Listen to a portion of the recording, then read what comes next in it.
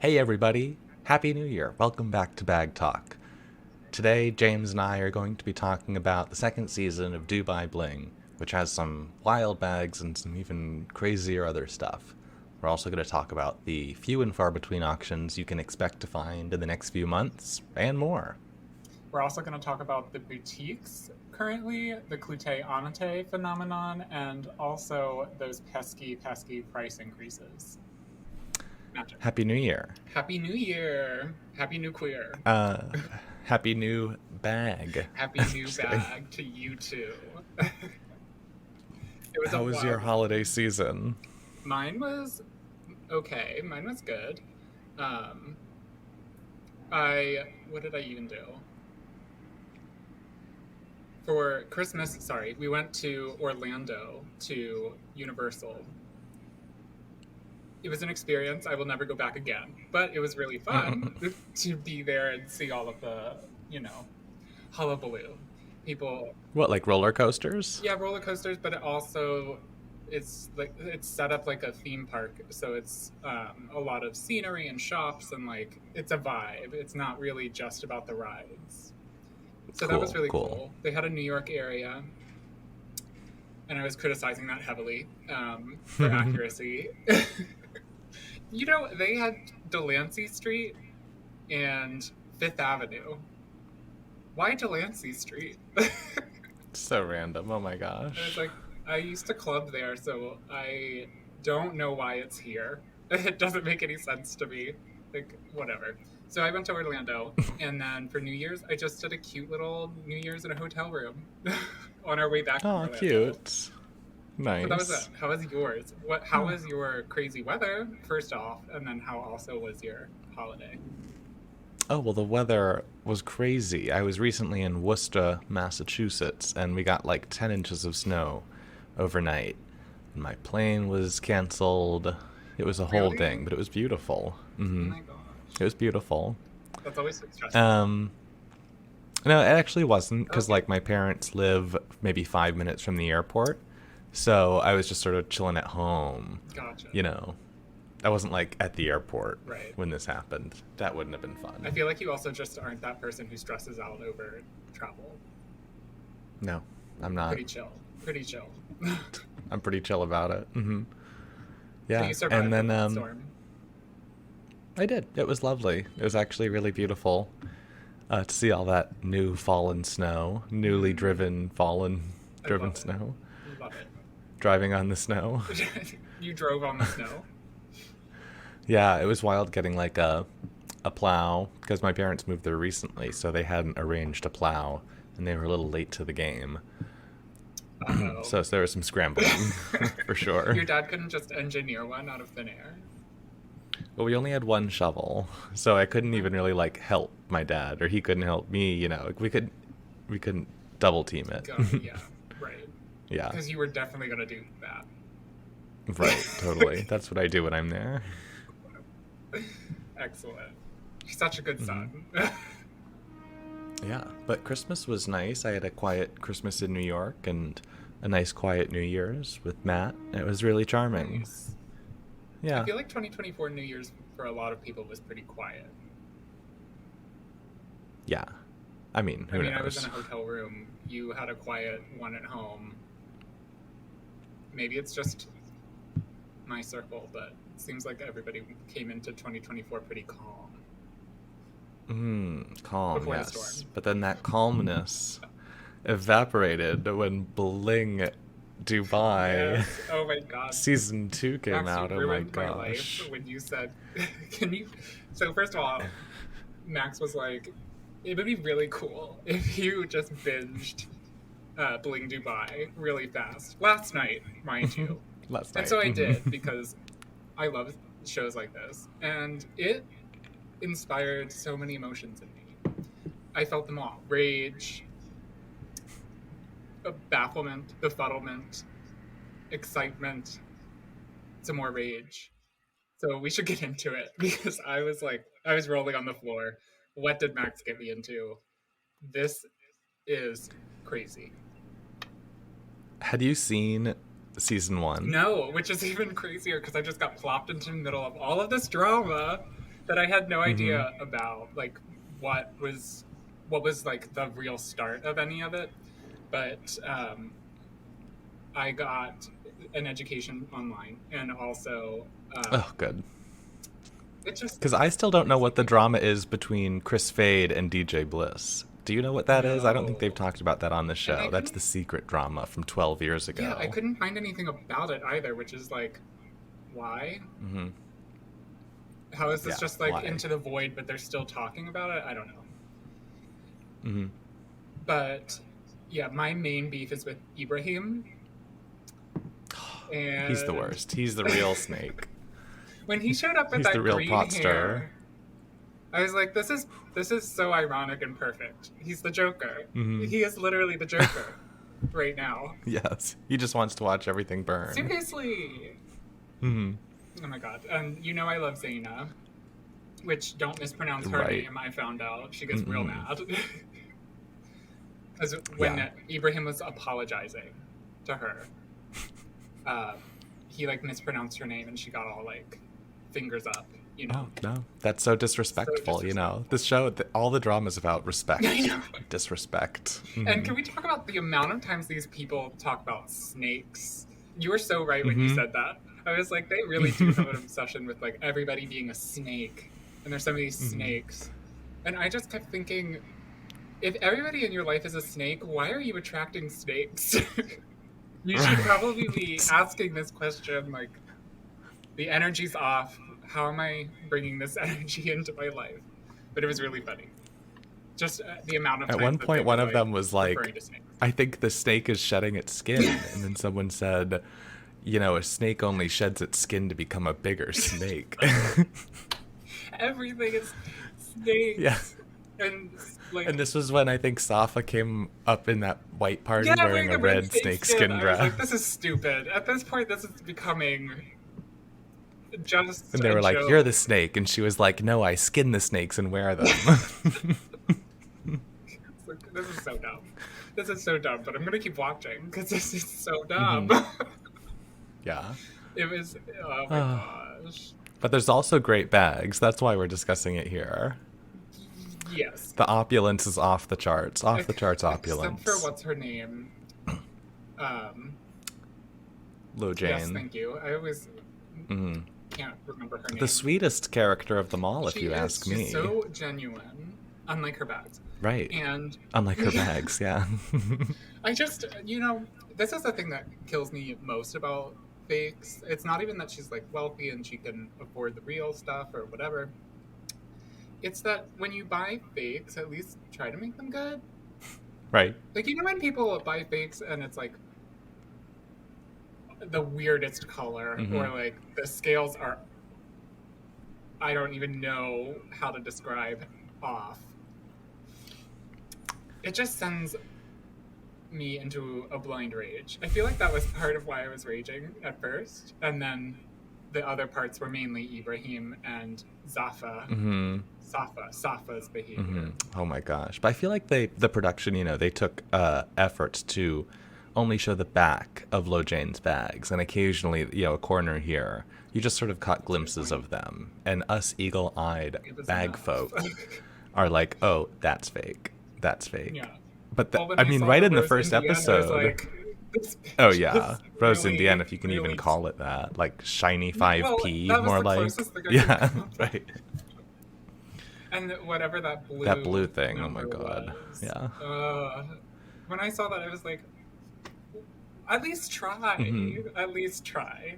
I I don't love know. how, like, in the first ep of this season, they see one of, I can't remember who the character is. I think it's, like, Danya. Um, Getting out of a car with a bag, a Birkin and a dust bag, and then taking it out Yes. of the Oh my dust god. bag. And Yeah. she's like, oh, she's renting her bags. She's borrowing them.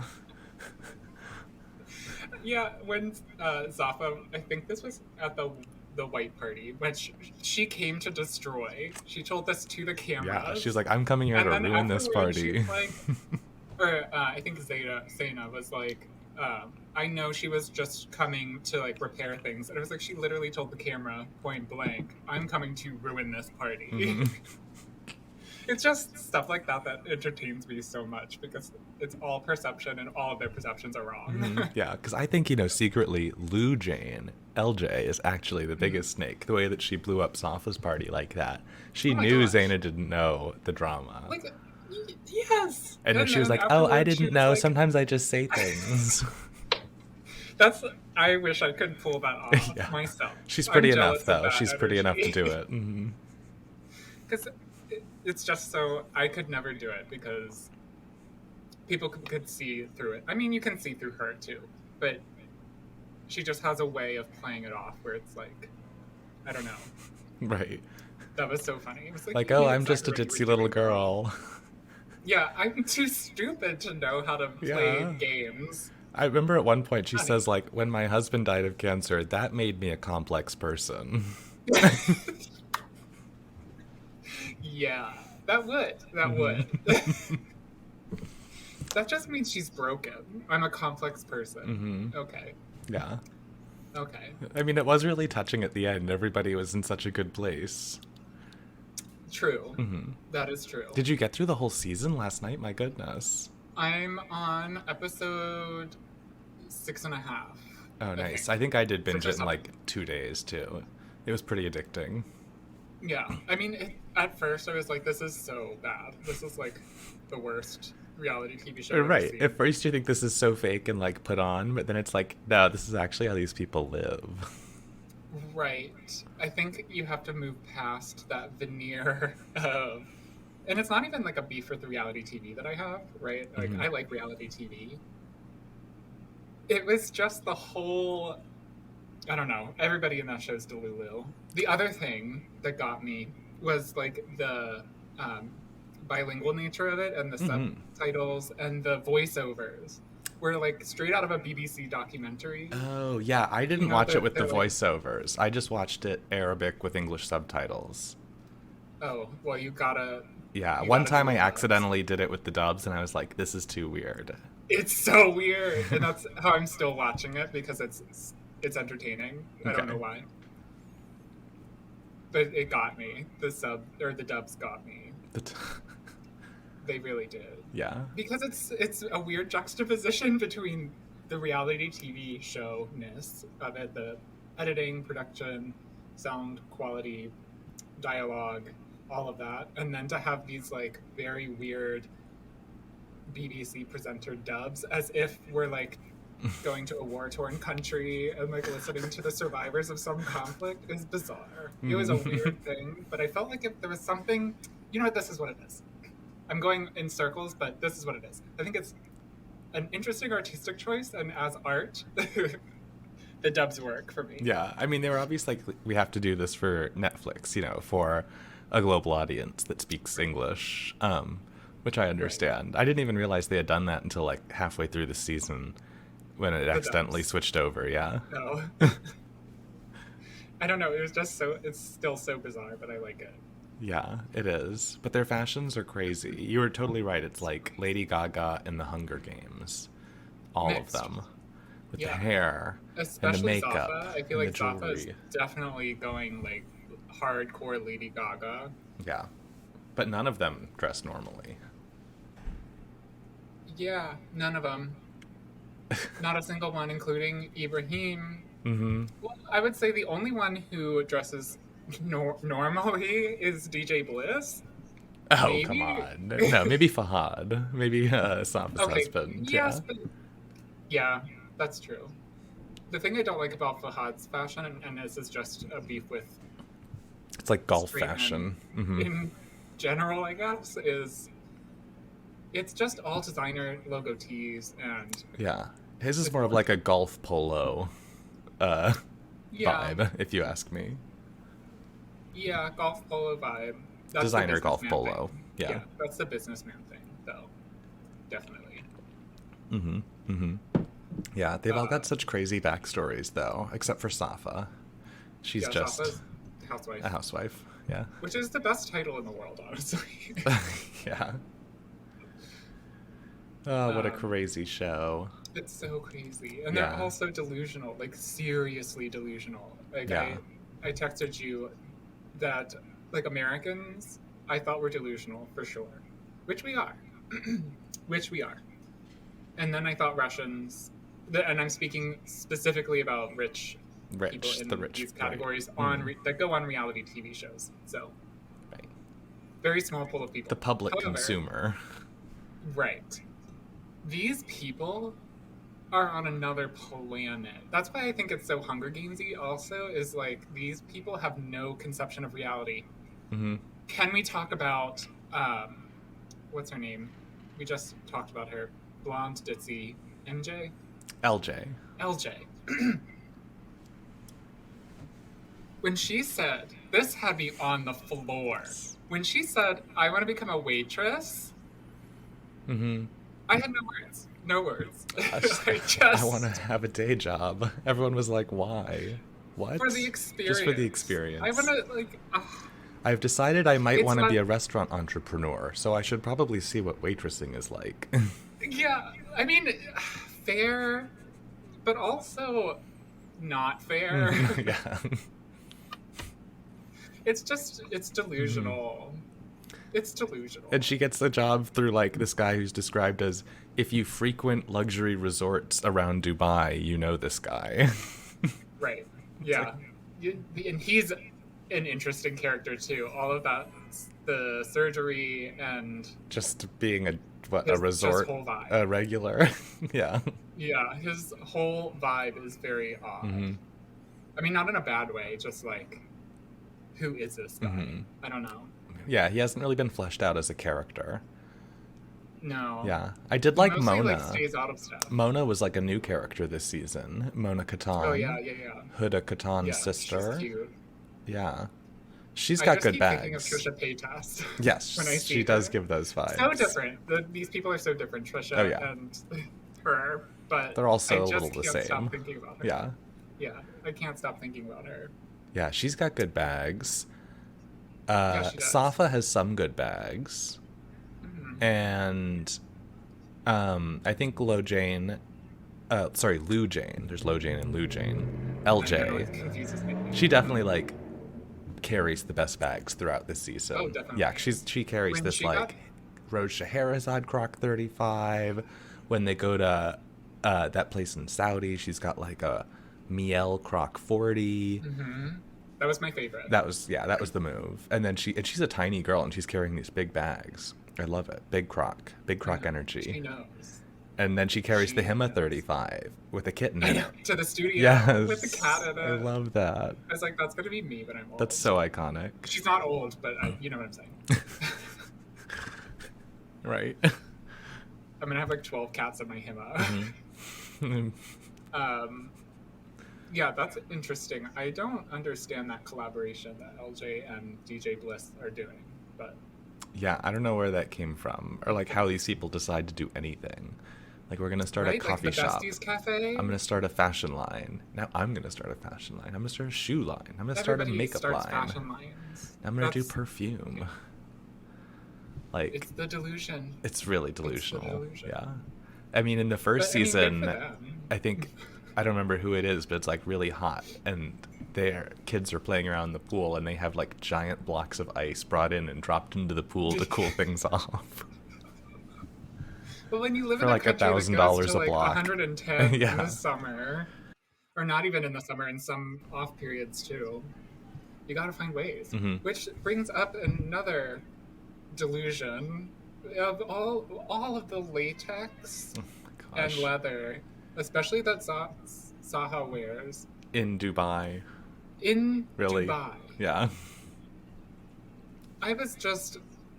She's got to be uncomfortable? My gosh. No good. Maybe not. I don't know. My sweaty ass would be so uncomfortable. I would be swimming. Oh my god. And she's like head to toe in it. It's crazy. And I'm like, you've got to be suffocating. Your skin has to be on fire. And it's like black latex. Mm-hmm. I don't know. Just too much. It's totally wild. Yeah, that's a whole nother world. Yeah. It really is. It really is. Mm-hmm. I even liked their non-Hermès handbags, to be honest. I don't notice those. I look at them. Yeah, I did see LJ with the Chanel rocket ship. That was a good one. Yeah. callback, and the gas can, which I was like, that's on the nose. That's Right. too on the nose. It's You're in very on the Dubai nose. with gas can. Like, come on. Mm-hmm. Come on. Come on. Come on. Yeah. No, the rocket ship, I don't know. The rocket ship for me, it's such a specific piece from a specific time period, and so many people were like wearing it or talking about it during that time period where it hasn't, not enough time has passed for me to appreciate it again. Totally. Same with the gas can, though. Yeah, totally. Yeah, speaking of old fashion, or fashion of years past, I just saw that Sotheby's put up their CFDA auction that they're doing,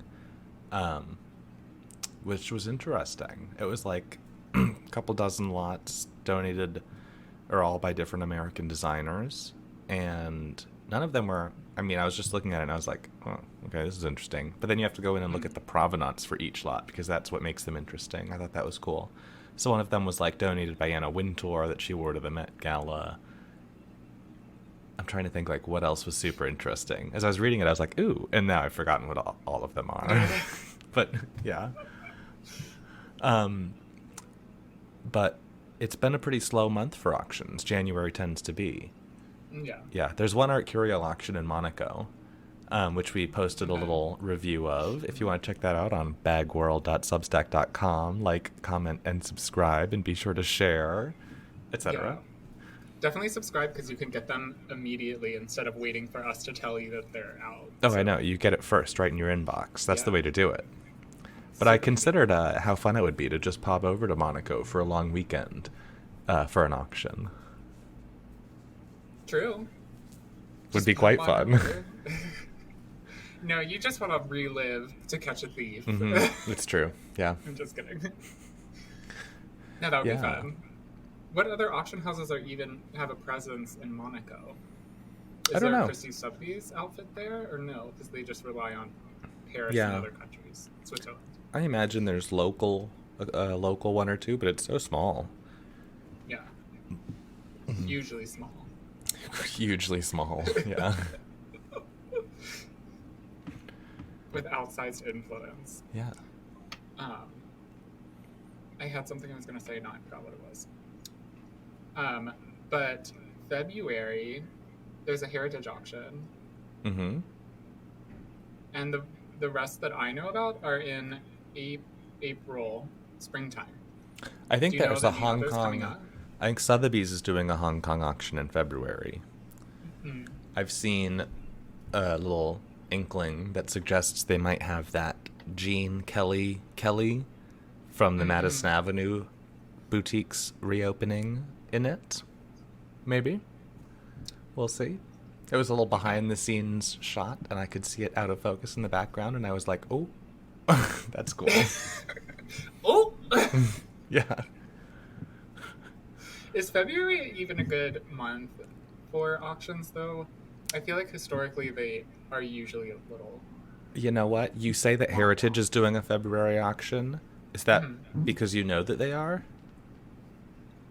Because I was just on their website and it jumps right to April. Well, maybe I'm misinformed. I was talking to their team and it sounded like there was a February auction. Oh, well, it's not on their website yet, so... I will double check my facts and be back with you all momentarily. No, I'm just kidding. Yeah, please so confirm. Maybe they're not. JK. Who knows? Yeah, because February is generally not the best time. Right. I think things pick up towards the end of March. Yeah. At the earliest. Yeah. Because with spring auctions, you're preparing for summer. Like, it's just a bigger season. February, it's like, what are we even preparing for at that point? Right. It's like, burr, I'm cold. I'm going to stay home. Right. Well, you can stay home and go to auctions, too. That's true. Hashtag pandemic. Yeah.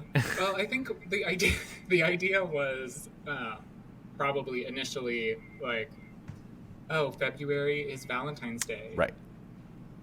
But is that really like that big of a holiday for... Not really for auctions. Anymore? I think, you get your gift and blah, blah, blah. Right. It's not really like... Like, I need to go out and buy a moment for whole bunch of collectors Valentine's to- Day gifts for people. Yeah. Right. You might buy one gift.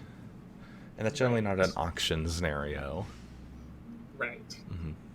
It's usually retail. Yeah. Or I guess resale too, but auction's like a next level of major in terms of buying something. Right. And with Valentine's Day, like, on the 14th, like, you would really want the auction to be in January.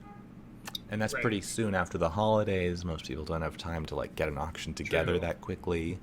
So it does sort of kneecap the whole Valentine's Day auction prospect. And people are fatigued from shopping for holidays. Exactly. So I'm sure they're like, let me just take a couple of months from having to do that whole rigmarole. Because holiday shopping is pretty intense. It is rigmarolous. Truly. I love that word. I'm taking it. Go for it. So February auctions are out. I'm just kidding. Okay. I'm going to double check on Heritage after this because I am so certain that they told me that there was a deadline for a February auction. Check it. Anyway. Did you hear that, speaking of auctions, Hindman and Freeman have merged? No. Yeah. Mm-hmm. Really? Yeah. And they're doing a big townhouse in New York. They're going to have a New York office. Major. Is it... how much do you know about it? Is this like That's fresh all off the I presses? know, Okay. yeah. I was going to ask a bunch of follow-up questions, but never mind. Mm-hmm. We will see, and we will regroup on the pod when we find out. It's I'm just merger curious, mania. like, yeah, that's crazy. Like, what's their strategy going to be? Because New York is pretty oversaturated. I mean, I think they're looking to position themselves competitively to Bonhams, which has been on quite a merging streak, buying up small auction houses. Yeah. They are trying to expand their fashion department in the U.S., out in L.A., and from what I hear, Hinman Freeman, whatever it's going to be called, is also going to maybe expand their fashion department. Just think about like fashion auctions, right, as a category, as opposed to bag auctions, let's say, and it being like its growing category, because there's a lot of fashion out there. It's really interesting because it's like, what's the vibe here? Like, what is a fashion auction that's still very much in development? And Julian's does fashion auctions that have, that rely a lot on provenance and stuff like that. And they've been doing that for a while. And they've set some records. They just set a record for a Princess Diana piece. Sotheby's is doing these fashion auctions, which are a bit more small, curated, if you will. And then you have Hinman, which has been doing auctions in Chicago for quite a while. Yeah. We'll just see what that evolves into, I think. It's going to be interesting. They're probably the best known ready-to-wear and haute couture auction house in the U.S. Possibly. Or at least a major one. If you know other ones, sound off in the comments. Yeah. Let us know who you are, because we don't know who you are. We want to know more about fashion auctions. The interesting thing I find about ready-to-wear and haute couture clothing auctions, whatever the category wants to call themselves, is it's so closely linked to memorabilia auctions and like that whole world. Right. Also, if there's like no provenance, it barely matters. Provenance matters definitely, and also the nostalgia and the famous people that the clothing is connected to, like they either wore it or they owned it or whatever. I just think that category is so intricately connected to memorabilia and like estate auctions, I guess. Yeah. It's just it's an interesting blend category between like our world and that world. Right. And it's not necessarily, because bags are usable.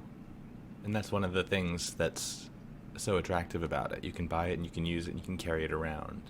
And fashion that's being bought at fashion auctions, there's a sizing issue that's going to limit potential buyers if that's what they want to do.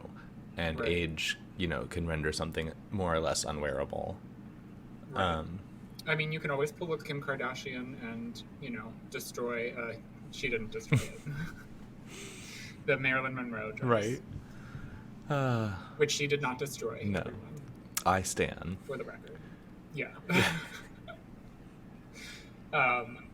But you can always get something altered. Yeah.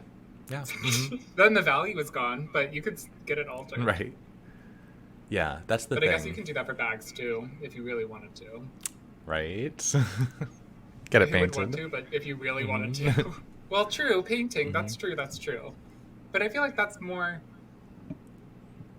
not the same kind of altering I was thinking. It's more of a transformation. And you're changing the original by not adding to it. You're just like, I don't know. Right. It's like Margiela does not alter their clothes to turn them into their artworks.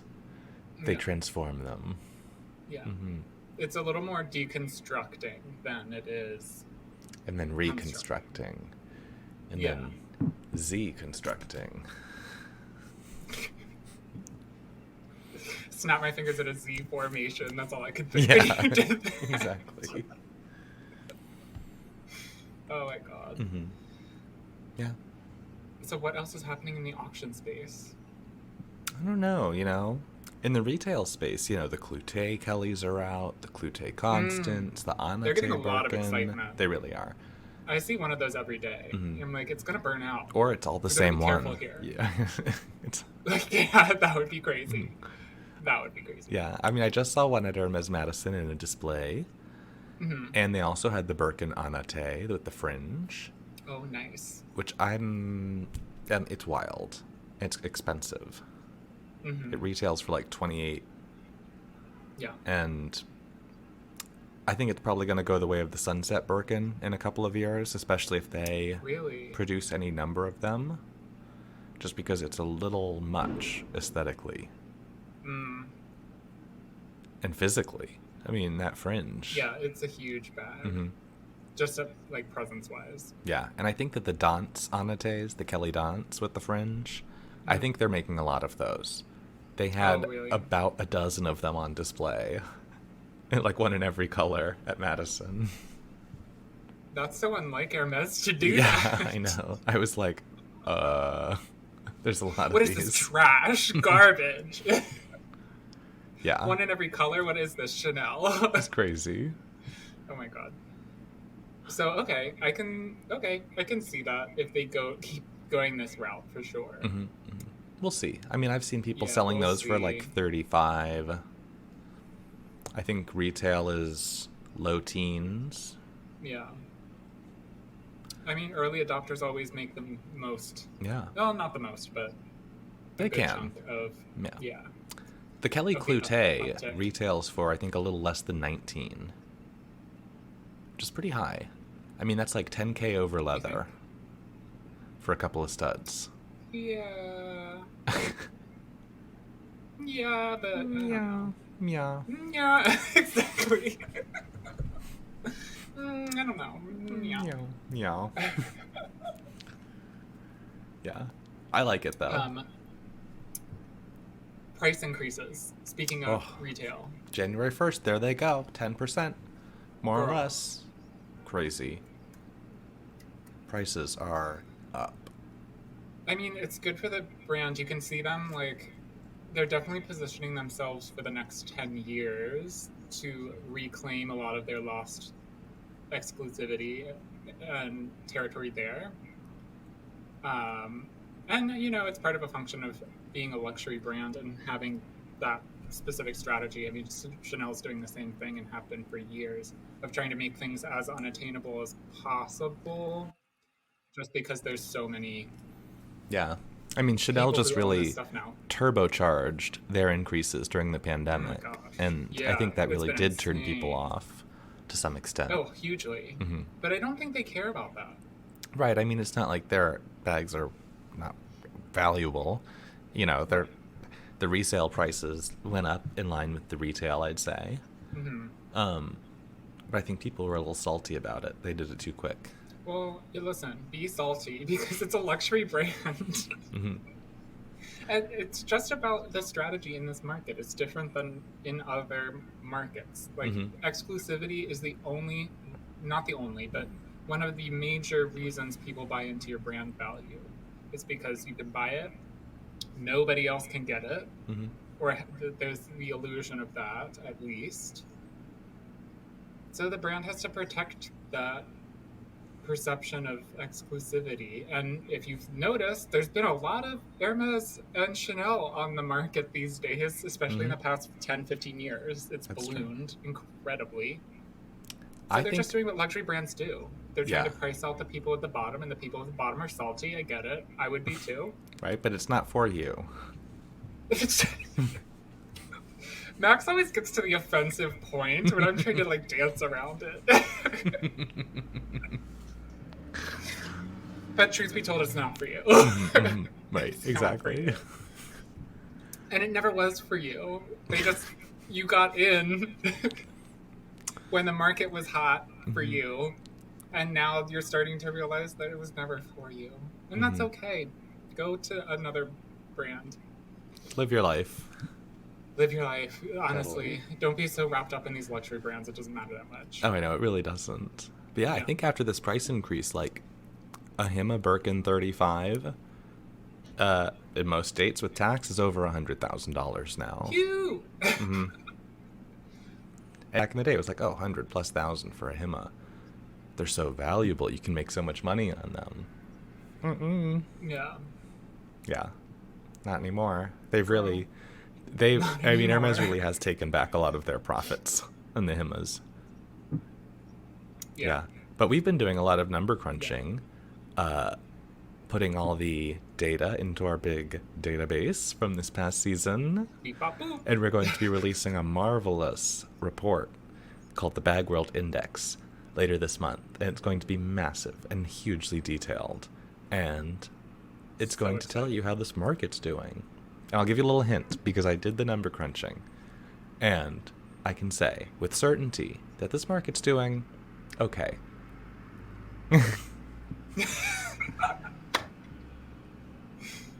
No need to explain further.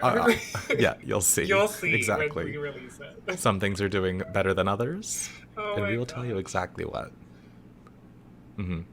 Yeah. And I think this is such a pivotal time to release this, too, because I really do think 2023, 2024 is a pivotal point. Because it's been a decade plus of, solid market happenings.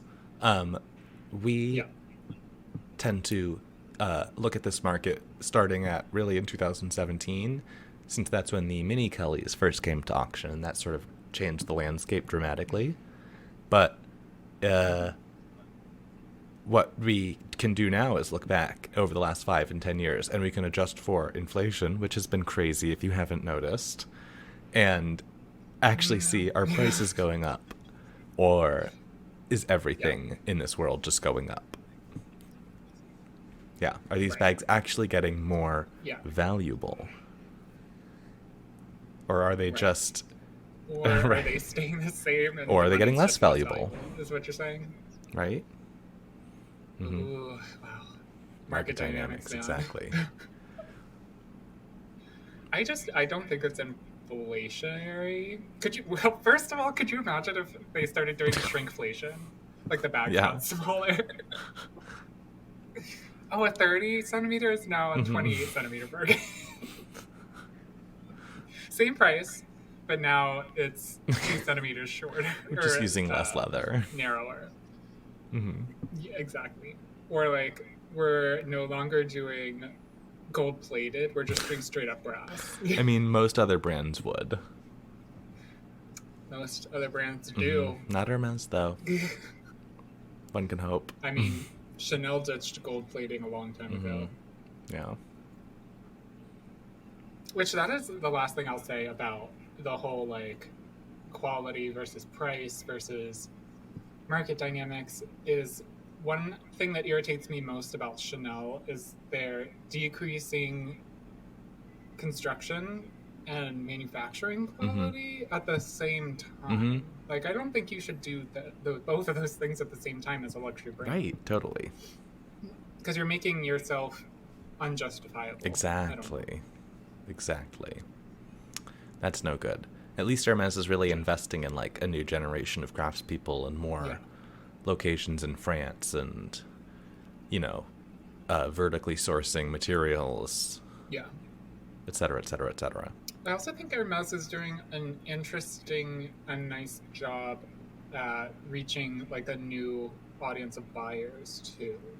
I think so, yeah. I mean, obviously... Like retail buyers, but also just, you know, young people getting into the brand for the first time. Right. I mean, obviously cosmetics is a huge foray into that for them. Yeah, I think that's... There's never been such cheap stuff at Hermès. Yeah. I mean, that's most people's first entry level stuff is scarves or at least it used to be scarves. I don't know if it is now, but scarves and cosmetics, perfume, whatever. You know what I just noticed went up in value? I was shocked. A Ulysses PM notebook cover is now like $360. What size? PM. PM. Oh. PM, yeah. The MM is like $490. Yeah. That's just a square of leather. It's insane. It's got a snap button. And I love them. That's why I'm mad, because I buy them, right? Well, how often do you buy the notebook cover? Or how much Not is so it often anymore. Now I'm just going to get the fillers. Yeah. I used to like getting a whole new thing. So because bougie. paper and thing, it was like $300. Now it's like, I'm spend $500 on a new notebook every year. Come on. Who do I think I am? Yeah. No, I Maybe in Europe. There's also something addictive about buying the Ulysses notebook covers. They're so cute. nice to just hold and feel. Yeah. Mm-hmm. You can always feel that leather. You can take it anywhere. It's super simple design. They come in all different colors and leathers. Well, not all different leathers, but certain leathers. Yeah, I've had the same Ulysses notebook for like... I got it in 2014, so how long ago was that? A decade. It's 10 years old. Happy birthday, notebook. It's a Rouge P1 number, which was a new color at the time. And I don't think now I definitely won't, but I don't think I'll ever buy another notebook. Yeah. I mean, unless it's pre-owned. True, good point. Never say never with pre-owned. Yeah. The right color. Yeah. I don't know. There's something really... I have such a French sensibility about fashion, I think, in this one sense of... I just love when something looks so used. And that's why I don't think I'll buy a newer looking one. Something with less condition issues. Yeah. I would want a big one. I want a GM. I want one of each size. And you carry them all everywhere with you. They're exactly. Stacked on top of each other. You're like, here's all of my notebooks. I write a lot. Exactly. Down. Would you split it up so that the smaller ones are like... address book. Yeah. Yep. And then the bigger ones are notebooks, and then the biggest ones... sketchbook. Exactly. That's what you would do. Yeah. I hate you. I'm just kidding. Yeah, address book, calendar, notebook, sketchbook. Yes. And you're still bringing them all PM, with you MMGM. Everywhere. Yeah. All different colors. Yeah, all different colors. You could do like a rainbow. Red, orange, yellow, green, blue, violet. Cute. I'm trying to envision that. That's it just seems like a lot, Max. It seems like a lot. What I regret not buying when I was in Rome a few years ago, they had a Volyinka Ulysses GM. Yeah. It was like €1,400. And I was like, do not buy that, Max. Why? No, lean in.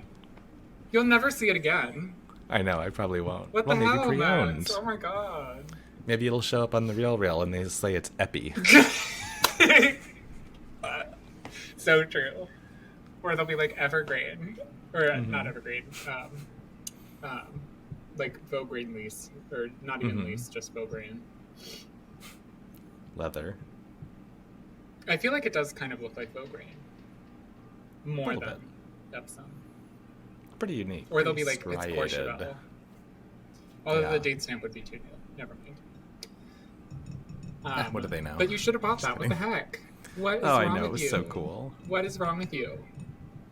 Next time. Next time. Yeah. That's what every girl says when they leave their first Birkin appointment, or, quota bag appointment empty-handed. They're like, next time. I'll get it next time. Yeah. Girl. Dear, next time. Salute. Times have changed, huh? They have. One bag Really? a year now. That's what they say. That is what they say. We'll see if it's true, but I bet it's true. Can always get more on the secondary market, baby. And that's where we come in. The secondary market people. This has been a fun New Year's episode. True. We've got a fun year ahead, everybody. I know. We're going to do more interviews. We're going to do more movie episodes. We're going to review books. And BagWorld is just going to grow and grow and grow. Yes, we couldn't be more excited. We have so many things planned that you guys are going to love. You have no idea. Get ready for what's coming. Like this. Get ready for that. And also, get ready for the next thing, too. Yeah. Mm-hmm. You heard it here first. Get ready for the next thing. Mm-hmm. Yeah, I'm super stoked. We're going to have so many interviews, which I'm really excited for. Yeah, we've got a great schedule. And be sure to subscribe. That's the most to get everything thing. right away. Mm-hmm. Subscribe. Second most important thing is to share. Third is to like, and fourth is to comment. Yes. Indeed. Yeah. So do that. Yes. We would be ever so grateful. We really would. Yeah, but definitely subscribe, especially for this upcoming report. But everything we do at BagWorld comes straight to your inbox, so you never miss any information, which we put out a lot of really in-depth information about collections. We do. Mm-hmm. Analyzing collections that are changing through the years based on their market value.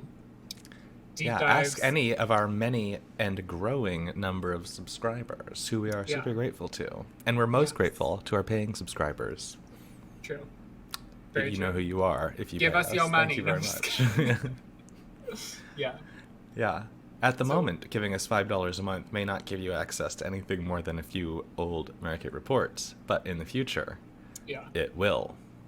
It's going to be huge. Yes. Huge. You're just going to have to wait to find out. You're full of mystery, Max. Well, you can't give it all away. What was the thing you said earlier? It's going to be okay. The market is, gonna be I can okay. say with certainty, it is okay. Yeah. I'm gonna take that with me to use in all of my consulting gigs. I'm just gonna be like, it's chill. It's all, whatever. Mm-hmm. The data confirms everything is okay. Everything is okay. Yeah. It's just doing okay. Mm-hmm. Oh, gosh. Thanks for listening, everybody. I hope you enjoyed the episode. You can find BagTalk clips and more fun stuff on our TikTok, Instagram, YouTube, and Facebook. So find us over there, and we'll catch all you handbag girlies next week. Bye. Bye.